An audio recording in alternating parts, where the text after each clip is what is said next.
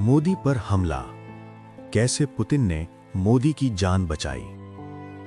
साल 2025 का अगस्त महीना, चीन का खूबसूरत शहर तियानजिन। शंघाई सहयोग संगठन यानी SCO का 25वां शिखर सम्मेलन। दुनिया के 20 से ज्यादा देशों के नेता एक छत के नीचे जमा थे। लेकिन उस दिन जो हुआ वो सिर्फ एक बैठक नहीं थी, वो एक संदेश था। एक ऐसा संदेश जो पूरी दुनिया तक पहुंचा। 31 अगस्त और 1 सितंबर 2025 को तियानजिन के भव्य सम्मेलन हॉल में भारत के प्रधानमंत्री नरेंद्र मोदी और रूस के राष्ट्रपति व्लादिमीर पुतिन लगातार एक दूसरे के साथ नजर आए। कभी हाथ थामे हुए, कभी गले मिलते हुए, कभी मुस्कुराते हुए। दोनों नेताओं की तस्वीरें पूरी दुनिया के अखबारों की सुर्खियां बन गईं। लेकिन इस पूरी यात्रा का सबसे यादगार और सबसे चर्चित क्षण वो था जब सम्मेलन समाप्त हुआ और दोनों नेता साथ मिलकर एक कार में बैठे। सम्मेलन की कार्यवाही खत्म होते ही पुतिन की टीम ने एक असाधारण काम किया। रूस से खास तौर पर मंगवाई गई पुतिन की राष्ट्रपति कार औरस सेनाट को सम्मेलन स्थल के बाहर तैयार खड़ा किया गया। ये वही कार थी जिसे पुतिन रूस में सरकारी यात्राओं के लिए इस्तेमाल करते हैं। इसे तियानजिन तक खास तौर पर लाया गया था और फिर पुतिन ने मोदी को उस कार में साथ चलने का न्योता दिया। सूत्रों के मुताबिक पुतिन ने करीब 10 मिनट तक मोदी का इंतजार किया ताकि वे साथ बैठकर जा सकें। ये पुतिन जैसे नेता के लिए बहुत बड़ी बात है। दुनिया के राजनीतिक हलकों में ये जानी मानी बात है कि पुतिन किसी का इंतजार नहीं करते, लेकिन उस दिन उन्होंने किया। और जब मोदी उस कार में बैठे तो जो सफर शुरू हुआ वो सिर्फ कुछ किलोमीटर का नहीं था, वो एक ऐतिहासिक यात्रा थी। औरस सेनाट कोई साधारण गाड़ी नहीं है। इसे रूस में सड़क का किला कहा जाता है। ये पूरी तरह बुलेट प्रूफ है। इसमें बाहर से कोई भी आवाज अंदर नहीं आती और अंदर की कोई भी बात बाहर नहीं जाती। दुनिया की कोई भी इलेक्ट्रॉनिक जासूसी इस कार के भीतर की बातचीत को रिकॉर्ड नहीं कर सकती। मॉस्को के विशेषज्ञों ने बाद में कहा कि इस कार को तियानजिन तक लाने की एक बड़ी वजह यही रही होगी। कुछ ऐसा था जो सिर्फ मोदी के कानों तक पहुंचना था, किसी और के नहीं। सम्मेलन स्थल से रिट्स कार्ल्टन होटल तक का रास्ता करीब 15 मिनट का था, लेकिन जब काफिला होटल पहुंचा तो दोनों नेता कार से नहीं उतरे। उनके साथ आए प्रतिनिधि मंडल के सदस्य होटल के अंदर चले गए, लेकिन मोदी और पुतिन उस कार में बैठे रहे और बातें करते रहे पूरे 45 मिनट और, यानी कुल मिलाकर करीब 1 घंटे की एकांत बातचीत। रूसी राष्ट्रीय रेडियो वेस्ती FM ने उस रात रिपोर्ट की कि दोनों नेताओं ने होटल पहुंचने के बाद कार से नहीं उतरे और बातचीत जारी रखी। क्रेमलिन के प्रवक्ता दिमित्री पेस्कोव ने बाद में पत्रकारों को बताया कि जब कोई महत्वपूर्ण बातचीत चल रही हो तो चलते फिरते समय बर्बाद नहीं किया जाता। उन्होंने कहा कि दोनों नेताओं को वहां सहज लगा, इसलिए बातचीत जारी रही और वो बातचीत वाकई बेहद महत्वपूर्ण थी। मोदी ने उस कार में पुतिन के साथ की गई अपनी तस्वीर सोशल मीडिया पर साझा की। उन्होंने लिखा, SCO सम्मेलन स्थल से निकलकर राष्ट्रपति पुतिन और मैंने साथ यात्रा की। उनसे बातें हमेशा विचारपूर्ण होती हैं। ये एक छोटी सी पोस्ट थी, लेकिन इसके पीछे जो कहानी थी वो बहुत बड़ी थी। 3 सितंबर को पत्रकारों से बात करते हुए पुतिन ने खुद बताया कि उस कार में उन्होंने मोदी को क्या बताया था। पुतिन ने कहा, ये कोई रहस्य नहीं है। मैंने उन्हें बताया कि अलास्का में हमने क्या बात की। ये उनके और अमेरिकी राष्ट्रपति डोनाल्ड ट्रंप के बीच हुई वो ऐतिहासिक बैठक थी जिसमें यूक्रेन युद्ध को खत्म करने की दिशा में बातचीत हुई थी। पुतिन ने उस पूरी बातचीत का सार मोदी के साथ साझा किया था। ये एक असाधारण कूटनीतिक विश्वास की निशानी थी। रूस में राष्ट्रीय सुरक्षा गार्ड संघ के प्रमुख एलेक्सी फोनारेव ने बाद में एक इंटरव्यू में कहा कि मोदी का पुतिन की कार में बैठना सिर्फ एक सवारी नहीं था, ये एक विशेष विश्वास का प्रदर्शन था।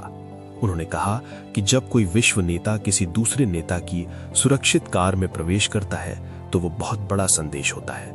इसका अर्थ ये होता है कि दोनों नेताओं के बीच इतना भरोसा है कि वे एक दूसरे की सुरक्षा के दायरे में आने से नहीं हिचकते। लेकिन यह सब इतना चर्चित क्यों हुआ? इसे समझने के लिए हमें उस समय की भू राजनीति को समझना होगा। अगस्त 2025 में अमेरिका ने भारत पर भारी टैरिफ लगाए थे, भारतीय निर्यात पर 50% तक का शुल्क। इसकी एक बड़ी वजह थी भारत का रूस से सस्ता तेल खरीदना। ट्रंप प्रशासन इससे नाराज था। ट्रंप ने तियानजिन में मोदी पुतिन शी की तस्वीरें देखीं और ट्रुथ सोशल पर लिखा कि भारत अपना ज्यादातर तेल और सैन्य सामग्री रूस से खरीदता है, अमेरिका से बहुत कम। उन्होंने भारत के साथ व्यापार को पूरी तरह एक तरफा बताया। यानी मोदी का पुतिन की कार में बैठना सिर्फ एक मुलाकात नहीं थी, ये एक राजनीतिक संदेश था, सीधे व्हाइट हाउस को, ये बताने के लिए कि भारत किसी का दबाव नहीं मानता। भारत की अपनी विदेश नीति है, अपने साझेदार हैं और अपनी शर्तें हैं।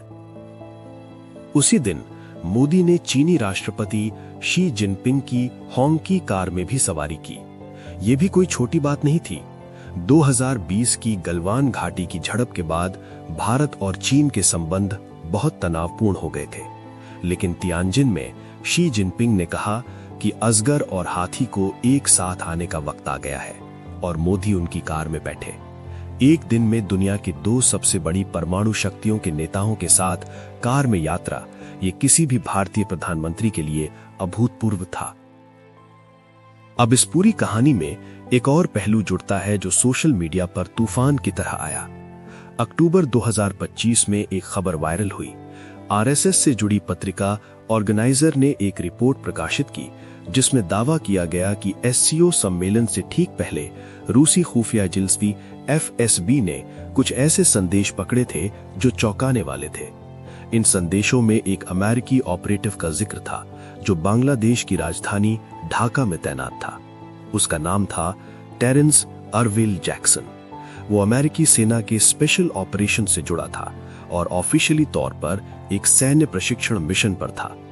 रिपोर्ट के मुताबिक 31 अगस्त को ढाका के वेस्टर्न होटल के कमरे में जैक्सन रहस्यमयी परिस्थितियों में मृत पाया गया। इससे पहले कि कोई जांच हो सके, उसका शव ढाका स्थित अमेरिकी दूतावास में पहुंचा दिया गया। रिपोर्ट में दावा था कि इन संदेशों के आधार पर एफएसबी को पता चला था कि मोदी की जान को खतरा था और पुतिन ने उसी ऑरस कार में मोदी को इस खतरे की जानकारी देकर उन्हें सतर्क किया। रिपोर्ट में यह भी कहा गया कि भारत की खुफिया एजेंसी रॉ और रूसी एफएसबी ने मिलकर इस खतरे को समय रहते खत्म किया। इस खबर ने सोशल मीडिया पर आग लगा दी। यूट्यूब पर इस विषय पर सैकड़ों वीडियो बने, करोड़ों बार देखे गए। भारत के कोने कोने में लोग इस कहानी की बात कर रहे थे। लेकिन सच क्या है? अमेरिकी सेना ने 4 सितंबर को ही इस खबर का खंडन कर दिया था।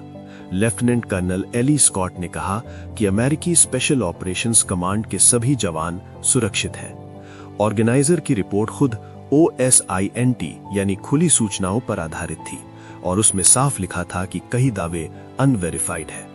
किसी भी सरकार ने, चाहे भारत हो, रूस हो या चीन हो, इस CIA साजिश की कभी पुष्टि नहीं की।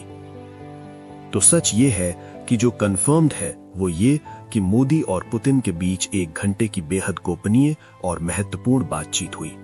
पुतिन ने मोदी को ट्रंप पुतिन अलास्का वार्ता की पूरी जानकारी दी और ये कार की सवारी दुनिया को एक स्पष्ट भू राजनीतिक संदेश था। CIA साजिश और जान बचाने का दावा अभी भी अनवेरिफाइड है। मोदी जब तियानजिन से लौटे तो दिल्ली में एक सेमीकंडक्टर सम्मेलन में उन्होंने एक दिलचस्प बात कही। उन्होंने मुस्कुराते हुए पूछा, क्या आप इसलिए तालियां बजा रहे हैं कि मैं चीन गया या इसलिए कि मैं वापस आ गया? ये एक हल्के फुल्के अंदाज में कही गई बात थी, लेकिन लोगों ने इसमें कई अर्थ निकाले। दिसंबर 2025 में पुतिन दिल्ली आए। मोदी ने खुद एयरपोर्ट पर जाकर उनका स्वागत किया। दोनों फिर एक साथ कार में बैठकर आए। ऊर्जा, व्यापार, रक्षा सभी क्षेत्रों में नए समझौते हुए। तियानजिन में जो बीज बोया गया था, दिल्ली में उसका फल मिला। आज भारत एक ऐसे मुकाम पर खड़ा है जहां वो एक साथ अमेरिका से भी बात करता है, रूस से भी और चीन से भी। ये कमजोरी नहीं है, ये ताकत है, और तियानजिन की वो ऑरस लिमोजीन उस ताकत का प्रतीक बन गई है। दुनिया के राजनीतिक इतिहास में कुछ तस्वीरें ऐसी होती हैं जो 1000 शब्दों से ज्यादा बोलती हैं। मोदी और पुतिन का उस कार में बैठना एक ऐसी ही तस्वीर है। चाहे उसमें CIA साजिश की कहानी हो या ना हो, एक बात तय है, उस कार में जो बातें हुई वो साधारण नहीं थीं और उन बातों का असर आने वाले वर्षों में दुनिया की राजनीति पर पड़ेगा।